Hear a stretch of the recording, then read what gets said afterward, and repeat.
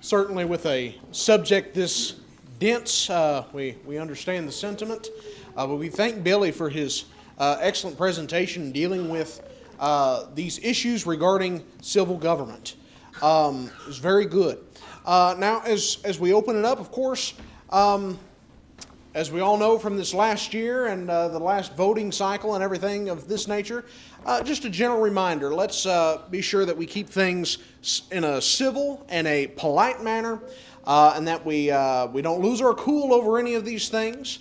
And let's also not try to get into policy. I'm sure Billy doesn't want to talk about anything regarding that. Let's try to keep it regarding the Bible. Now, we're not going to get into a political discussion. And remember, I guess this will be listened to on the internet, so we need to keep that under consideration. Exactly. So we'll open it up to questions. Alan Bonifay have the first question. Where is Alan? There he is. I thought that was great, Billy. I appreciate it.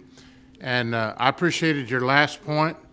And I'd just like to say that I do think that Christians are too consumed about politics, and it seems to be something that is increasing in the last few years. And the way to honor the king and not be too involved in politics is keep your head down and do what a Christian's supposed to do, and let the men of the world take care of the world. But I do want to add something to what you said. I think it was the next to last question about could you work for the government in some function like a teacher or whatever. Yeah. And I think what you said was right, but I think a passage that helps with that is if you back up from Romans 13 and 1 to chapter 12 and verse 19. Actually, this is an unfortunate chapter division right here. Verse 19 says, "Beloved, do not avenge yourselves, rather give place to wrath, for it is written, vengeance is mine, I will repay, says the Lord." Then he says, "If your enemy is hungry, feed him. If he's thirsty, give him a drink. For so doing, you'll heap coals of fire on his head. Do not be overcome of evil, but overcome evil with good." Now, Christians are not to take vengeance. It belongs to God. Now, we usually think of God taking vengeance on the day of judgment, and that is certainly true. But God also uses the civil ruler as his minister of vengeance. And that's what the very next paragraph says. And so I think what is prohibited is Christians being involved in any form of government that is a vengeance-taking arm of the government. So the military, the police, the judicial branch, executive, legislative, I think even being on a jury, you're not in a position to sentence someone one way or the other. And Christians should not be a part of any vengeance-taking arm of the government. Now, if you can teach a school, if you can build a building, if you can work as a cook or a clerk of some kind, sure, I think that's fine. Right.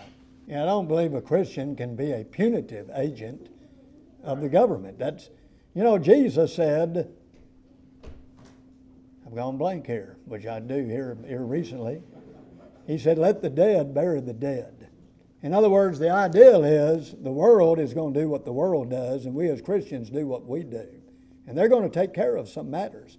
I had a fella tell me one time, he said, if someone was breaking into your house and you called the police, and the police came over there and killed him, it'd be your fault. I said, no, that's absolutely not true. I did what I was supposed to do. That's his job. That's his job as a policeman to protect me or any other innocent person. So God uses people of the world to do what people of the world do. And as I tried to explain, really that's the purpose of civil government. It's to protect the innocent, but it's also to punish the wicked, and that would be both nations, like God did in the Old Testament, as well as individuals. And of course here, where you read here in Romans 12, Paul said, "Give place unto wrath." What that means is turn it over to God. Don't you take it on yourself to do it, but let God take care of it, and God in his own sweet time will deal with that person. They'll get what's coming to them, maybe in the day of judgment. It may come before that. But that's not the job of a Christian. Absolutely not. Great job, Billy. I enjoyed that. Thank you. This is a question that or an issue I've kind of, struggled with for a while. Obviously, as Christians, we have an imperative to obey laws and authorities, unquestionably. And is there a stratification of laws, as in the most petty? So, like a speed limit. And we toss this around sometimes, but what are your thoughts on that? Or jaywalking? Is it a sin for a Christian to go 2 miles over the speed limit? Well, that was I don't know why I closed my booklet up, but anyway, that was one of the questions. Must we obey laws that it seems like the government itself does not intend to enforce? And I was told, they said, call Clint DeFrance. He came up with that question, and he'll tell you what is meant by that. Well, I talked to Clint last week, and he specifically talked about, what about speeding? Is it a sin to speed under all circumstances and so on and so forth? Well, we're to obey the laws of the land. But we understand we're all human. We understand sometimes we get over the speed limit because we're not paying attention. I'll look down and maybe I'm going close to 80, but what do? I say, oh man, I'll go even 90. Simply because of the need for speed, as they say. No, what I do is I get back down, and I try my best to follow the speed limit. And I think that should be our attitude. We're not to be a lawless people, and that's not what we're about. And of course, we understand there are circumstances, and I think even the law would recognize this. If I'm needing to get you to the hospital, I may drive as fast as I can safely to get you there. We understand that. So, one of the things I was going to bring up is every year in my yard, I haven't seen one yet, there's a black snake. And I don't like snakes. And maybe I shouldn't admit this on the internet, but I've killed a few black snakes in my backyard. Well, someone told me that's against the law in Missouri. And I looked it up on the internet. And on the internet, it said that snakes and lizards and some turtles, this is the way it put it, there's no hunting season for them. And so you have no right to kill them. Well, first of all, a black snake is not poisonous. Not only that, but they eat rodents and that kind of thing. So the next time I see a black snake, I'm going to try my best not to kill it, because that's the law. Now, I'll be honest with you, if it gets in my garage or gets in my house, undoubtedly I have the right to kill that. But it did go on to say, and this was good news to me, that if it's a poisonous snake in Missouri and you're in danger of it biting someone, you do have the right to kill that. So, we have to weigh these kind of things. But the bottom line is we want to obey the laws of the land. Maybe there are circumstances where some things come up and, we are human and we understand that. But we're not to be a lawless people. If it doesn't violate the law of God, we should do our best to comply to it. I hope that answered your question. Aaron Boone.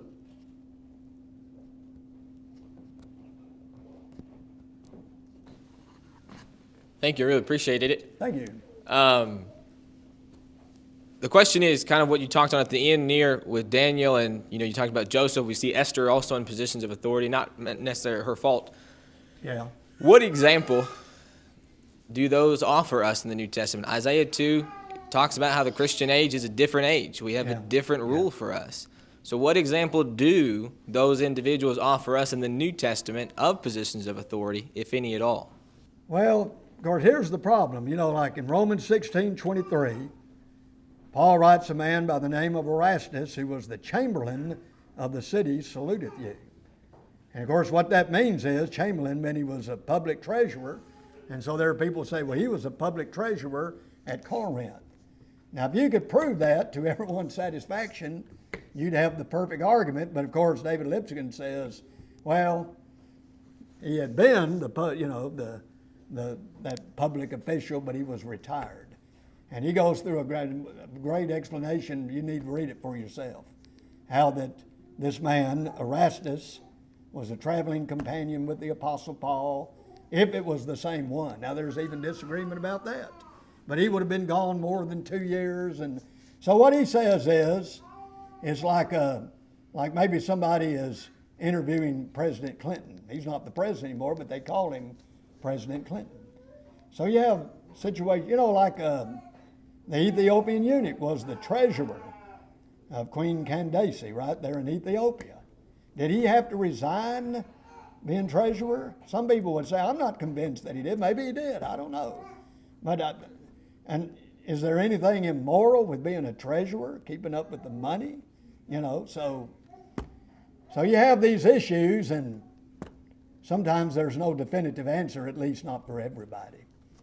So, and that just kind of compounds the problem, really.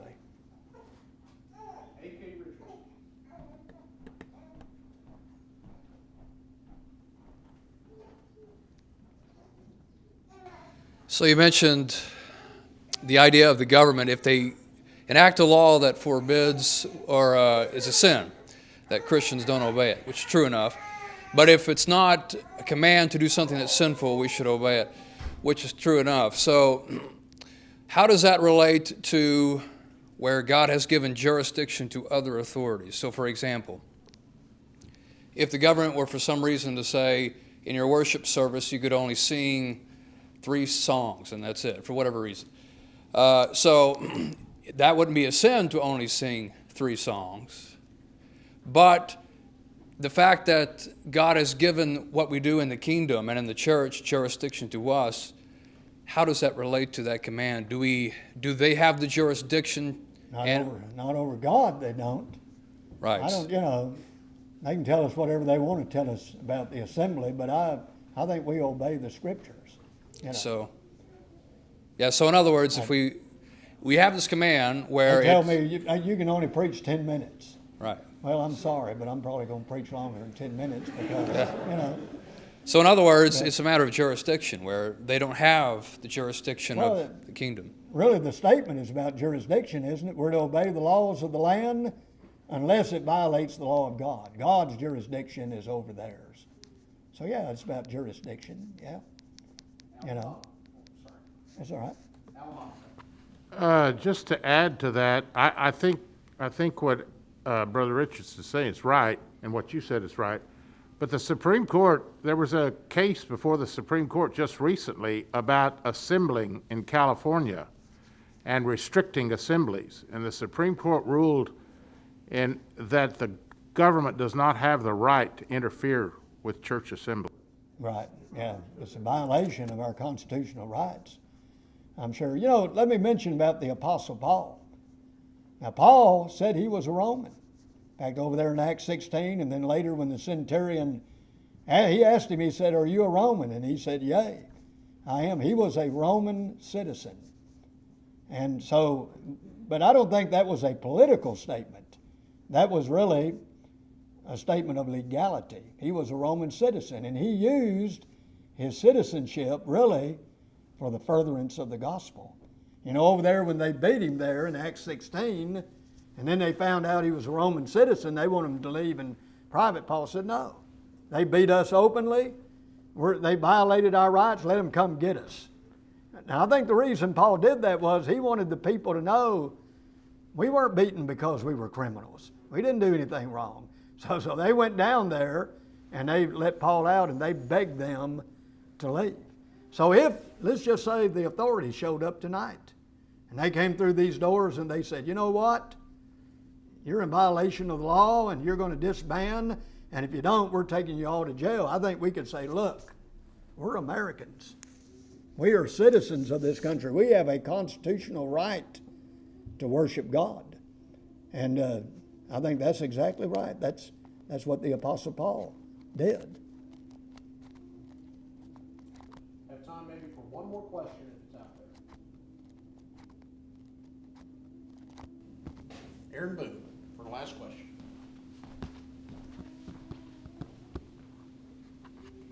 To build off what AK said, and I'm struggling with something, so help me, is what I'm asking. In Matthew 23, Jesus gives the rebuke to the scribes and Pharisees that They focused on tithing, and they didn't do the weightier matters, love, justice, and mercy. They should have done both. So in the context of what AK asked, if the government says you can lead 3 songs, but not 4, and we're commanded to obey the commandments of God, we can do both. We can obey God's commandments of singing and obey the laws of the land and do 3 songs. Shouldn't that be what we do? What are your thoughts? I don't know. I'd have to think about that, you know. But I think, you know, during this pandemic, I can speak for us. I can't speak for y'all, but we did have, there was about a month where we worshiped in our home. You know, the congregation did. The congregation worshiped in our home, and it was a shorter service. You know, it was. And probably that's true in a lot of other places. You know, just because we needed, you know, we worship God, and we were in this circumstance. So I think you could take that into account, but I don't like the idea of the government telling us what to do when it comes to worship. I don't think that's their purview, you know. And I don't think if we decide we want to lead 4 songs, I don't think God's going to hold that against us. Now that's my thing, so I might have to change my mind about that. But Brother, do you have any closing comments or things you want to say? no, just appreciate this congregation as always. I always say this is one of the most hospitable congregations I know anywhere, and to go to work like this is stupendous. And I just thank you again for this opportunity, and I wish I could have done it within the confines of the time, but I couldn't. So anyway, thank you so much. Well, thank you, Billy. We really appreciate